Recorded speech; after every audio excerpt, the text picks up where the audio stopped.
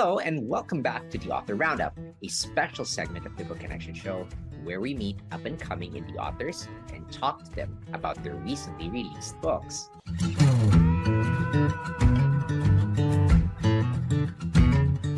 Welcome back to the Author Roundup. Again, this is Ray Waters.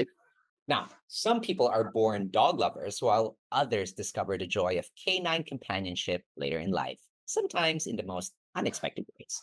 For today's guest, that journey began with a Great Dane named Millie, a dog who not only changed her household, but also inspired an entire series of heartwarming children's books. You're actually looking at Millie right now.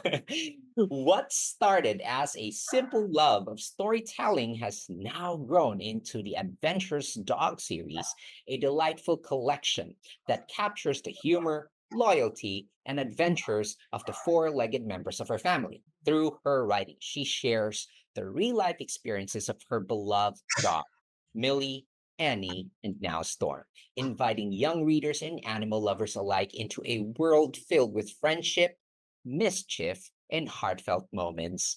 She and her husband, Greg, live in San Angelo, Texas, where they continue to embrace the joys and occasional chaos of life with their four dogs. Her latest book, Thunderstorm Comes to Texas, is the third installment in the series, bringing readers another engaging tale that blends adventure, family, and the unique personalities of her canine companions. It's a story filled with warmth, humor, and the special bond that forms between pets and their humans. Please join me in welcoming the talented author behind the Adventures Dog series, Kathy, Miss Kathy Priest Smith. Hi, Kathy. Welcome to the show. Ray. Hi, everyone. Thank you so much for joining us.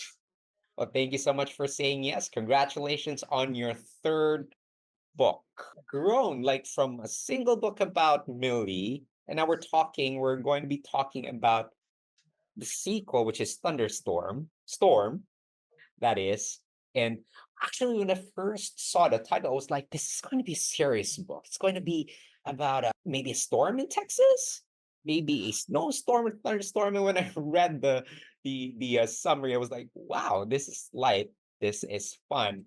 And Kathy, thank you for taking a slice of your time to be here on the show today. Well, thank you for having me. And thank you for allowing my four-legged friends that don't like to be alone. Right. And for the sake of our viewers and listeners, that's Millie. Yes, this is Yes. Millie the Great Dane. She started everything. She sparked the fire that is now the entire dog. Was that again dogs the Adventures Dogs series. All right, Yes. Kathy, I'll jump right in. Thunderstorm Comes to Texas, your third book in your Adventures Dog series. Could you share what inspired you to start writing about the lives of your four-legged friends? When we first got Millie, my mom was really sick. And so I'd split my time with taking work out to my mom. And then also occasionally we got 2 months into her illness, we got Millie, and she was 15 months old. And so I took her out there. And it's amazing how sensitive dogs are. They know when somebody's sick or ill or not feeling good. And it was just amazing how she reacted. And I'd go home and sometimes I would cry because my mom was dying. And Millie would comfort me. And I'd go to bed at night thinking about all the stuff that she would do. And in the middle of the night, God would wake me up and he put upon my heart that I needed to put all these things down that I experienced with my mom and with Millie. And Mhm. so I got out my phone, went to notes, and started just making notes. And after a couple of months, I started looking at my notes and I thought, wow, those are a lot of notes. So I thought, I'm a very organized person. So I decided to organize them. And after organizing them, I thought, wow, that's a lot of words and sentences. So I decided to put them in chronological order of how everything kind of occurred. And I kind of edited what I thought was important of the notes I made and what was not important. And by the time I got through doing all of the editing, I had It looked like a book. And so I let my Mhm. daughter read it, who's a fifth grade teacher. And she said, Mom, this is really good. And I said, "Do kids need books like this?" And she goes, "Oh my goodness, yes, they do." And so I was working for Balfour, which is part of Taylor Publishing Company. And so Mm. I sent it to a friend of mine, and they loved the book. And they sent it to Mascot Books and published it. And then they did my second book, and then I changed publishers to Universal. And as my family grew, the number of books, but I still kept the same ideas, is that whenever I got woken up at night, I would make notes. Well, let's talk about your family. You have Storm, Millie, and Annie. Now, Yes, each they have their distinct personalities. yes. How did you decide which moments to highlight in the book to bring out their unique traits? Because you said earlier there were lots and lots of notes. Yes, I picked the stories that kind of made sense to highlight, like the major things that stood out to me as we were living our lives together. And like you said, there were lots of notes and I had to do lots of cutting. But I feel like the story that I made was with the most important things that the dogs did and how we reacted to the dogs. You have family, family dynamics. Exactly. It is a family. It is, and it's beautifully explored in your book. What message do you hope readers to take away about blending new family members, whether it's human or our four-legged friends? When you rescue or you pay for a dog or any type of animal, you're making a commitment to that animal. And so when you have a baby, you make a commitment to having that baby. Mhm. And even though I call my dogs babies, which they're four-legged animals, but they do act like babies. Since I've had Who two doesn't call who dogs, doesn't call their dogs babies? so there's some controversy over that. But anyway, they are babies. They act just like babies. They And are, they are. so blended families can be people, they can be animals. They don't have to be dogs. Some people love their cats.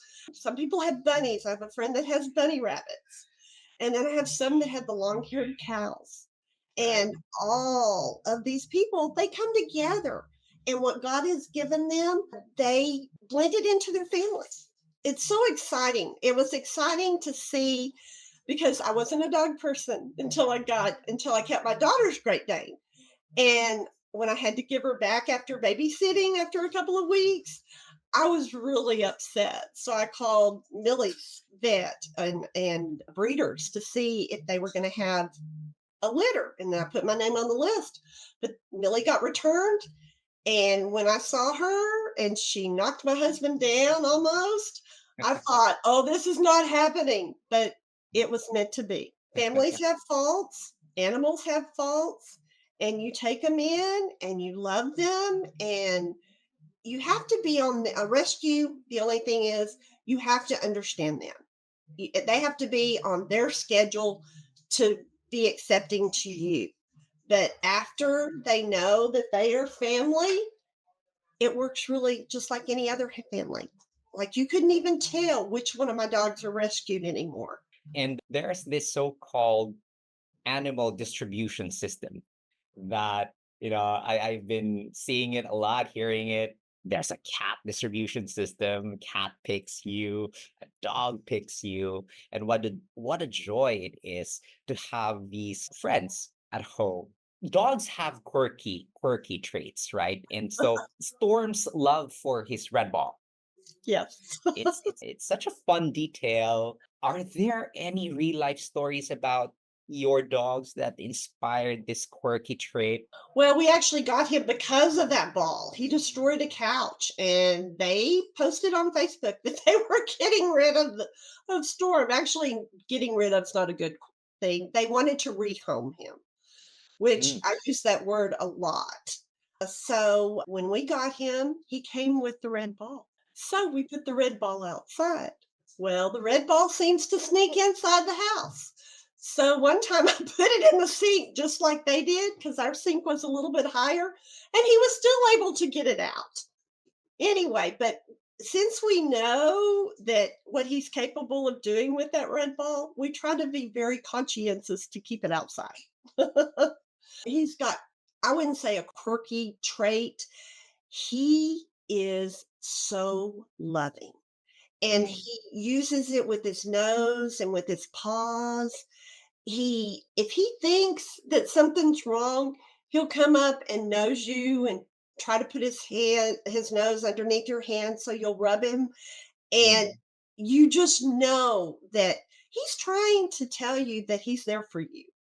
So sometimes when we have good days, or even when he has good days, we do the same to him. Right. I mean, love language. It's quite important for you to be able to tell somebody that you love this person or this animal in their terms. Because Exactly. yeah. So, Kathy, your descriptions of dog behavior feel so authentic. Did you do any specific research on dog breeds, or is it all from personal experience? It's all from personal experience. I didn't do any research or learn how to do anything until my fourth book. And then I had to do a lot of research, which it's not out yet.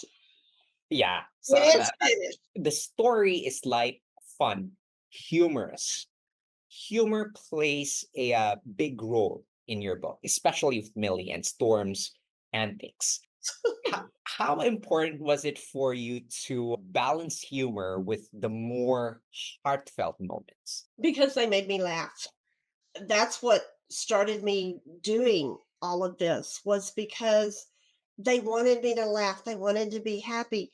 And when they're outside in the backyard playing chase or hide and go seek, I never knew dogs did this.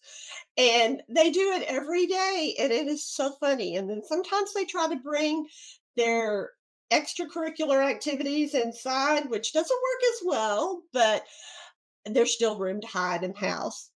In fact, I used to try to play with them. Like I would go hide in a closet, and some of this I didn't put in my books, but I would get in a closet or hide behind a bed or hide behind a counter. And oh my goodness, they had so much fun finding me or hiding treats, and they would go find treats and stuff. They are so smart. They do something silly and funny, and it just warms your heart. It just melts your heart because it's silly and funny, but it's so innocent, right? It's Yes, and how they treat each other. I mean, they may roughhouse a little bit, but then they'll yeah. get on the couch and lay on top of each other or put their head next to each other. And you're just going, oh my goodness, that is so cute. And I've been very blessed that I took pictures, tons of pictures all through their lives, so that that way I get to enjoy the actual moment.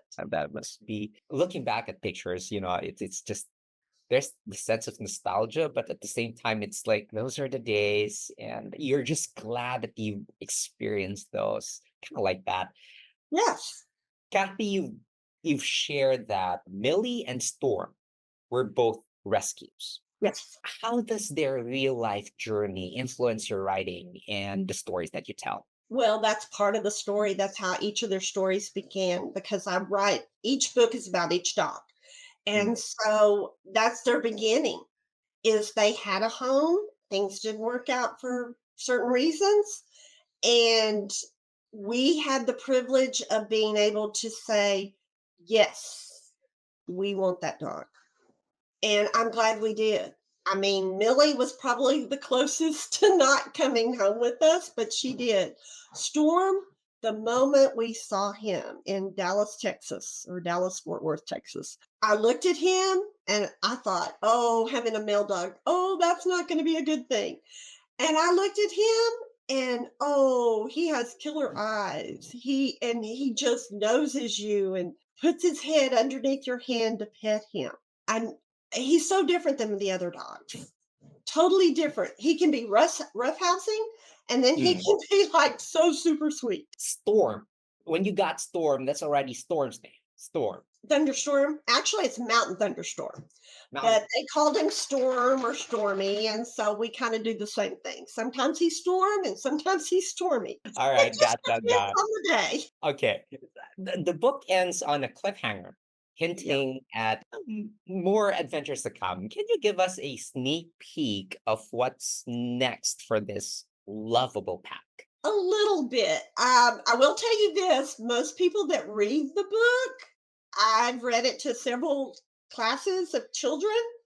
They already knew what the next book was going to be about.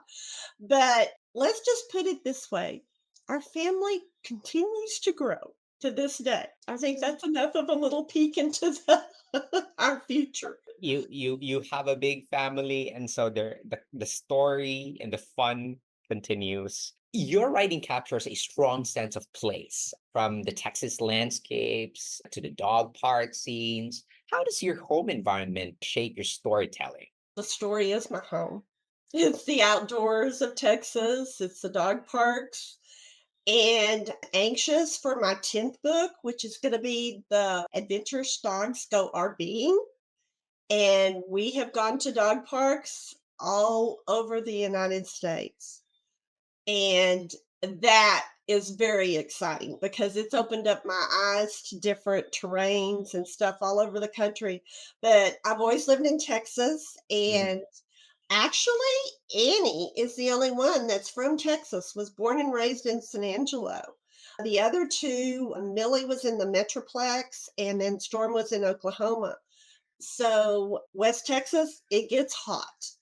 Yes. So, good thing I love the heat because I'm able to go out in 100-degree weather at dog parks around here, or to the golf courses when they're closed. Oh, the dogs love to run. In the heat, they don't run as much. We aren't out here there Yes. as much. But when it's cold, you bundle up, and they have lots of energy when it's cold. So you just bundle up and you go out there and you enjoy it. You have fun. And that is a blessing because I used to not get outdoors as much as I do. I am pretty Yeah. sure that me and the dogs and Greg spend at least 3 hours a day outside. Now, sometimes when there's thunderstorms, because Annie is afraid of thunderstorms and we don't know why. She just came to us, and one day it thundered and she was just like in my husband's lap. She does the same thing with firecrackers. There's a firecracker, she looks for Greg's lap to jump into. And so the seasons play a big part in West Texas. It doesn't rain that much, so we don't have to worry about rain. But even if it does rain, we have what we call fake dog grass in the backyard, which Yeah. has been amazing because I don't have to worry about not having grass for the dogs. They have places to roll and play and everything. And we don't have to worry about droughts, and we don't have to worry about shade, plenty of shade in the backyard. So, West Texas is the perfect place for me and my husband and the dogs because we are able to create memories together almost every day. Some Right. places get snowed in, and that it makes it a little bit harder. They find a way though. So Annie is the natural, oh no, the local Texan, and Yes, you she's the have she's a Texan, and Oklahoman is Storm, right? best. Yeah. He's an Okay. Okie. All right. Is it okay to ask you for advice? What advice would you give to aspiring authors who wants to write children's books with animals as the main character? Besides writing and reading my own books, is when I get to go to schools and read my book. And I always let the kids pet the dogs, look at the pictures while I'm reading the book, and I let them ask questions. Mm. And any they love to tell me about their pets. And if they're shy, I'll ask them about their pets. And then some of them that are really shy, I say, "Do you write about your pet?" And they go, "No." They'll draw pictures about their pets. And I said, "Well, draw lots of pictures about your pets because one day you may decide to write a story, and then you'll have all those wonderful pictures that you drew." So I try to encourage children and of all ages. And I guess 40-year-olds to 15 or 16 years old. I've gotten to be able to talk to them about my books and read excerpts from my books.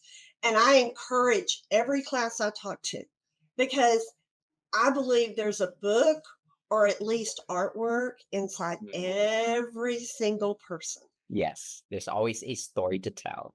We have Yes. stories to tell. And I I, enjoy listening to their stories. And I say, you need to write about that. I will squeeze this in. What's the funniest question you've ever received so far from the kids that you've read the story to? In El Dorado, it was a third grade. Oh my goodness, they had really good questions. But a boy asked me if I was going to be like the author that wrote Harry Potter. Took a deep breath and I said, I don't think I'm going to get that kind of fame. I said, she's a great writer. I enjoy her books and the movies that they made for them. But I said, I don't think I'm quite in that category. And he goes, so you're not going to be as rich as she is? And I was very much caught off guard. And I was like, I am rich in dogs. Well, who knows? You could probably write a story about wizarding dogs. Yes, because sometimes when you can't find them, it is kind of magical. Like, where did they go? There's so many places that they can hide and run up to. And I just, a couple of times we'll count and make sure we have four and one's missing. And we'll go all over the house in the backyard. And sometimes they'll be in a room that we went in and somehow they snuck behind us and we're checking out the room and we closed the door and went out and we're calling them and suddenly we hear this "Ooh, ooh," or we'll hear this scratching and I'm like, oh no, we locked him in the door again, inside the bedroom or inside the garage. And it's just like, it's kind of funny because you didn't know they were there. They Right. just automatically followed you. You didn't notice they were there. So it They is follow kind of you like a magical. shadow. Yes, and it's kind of magical because it's like you look around sometimes. Okay, I don't see the dog, and you leave and shut the door, and then suddenly you're missing a dog, and they're in that room, and it's like, Greg, I checked the room, and there they are. So it Um, is magical. I bet it is. Having, well, right now, what we know of is we have Millie, Annie, and Storm, and then Yes. there's going to be another story up and coming. What message would you like to leave with your readers? And where can they find your books? And Okay. are there any exciting plans for you or the dogs in 2025? Yes, more traveling. So that way I had more material for the 10th book. May not be the 10th book may not be exactly a children's book because I want the kids to enjoy the adventures we've had traveling with the dogs. Because not Mm. everybody ventures out to travel with dogs. But yes, it has hardships, but oh my goodness, it's so much fun. And there's a lot more places that have stuff for dogs that both of y'all can enjoy.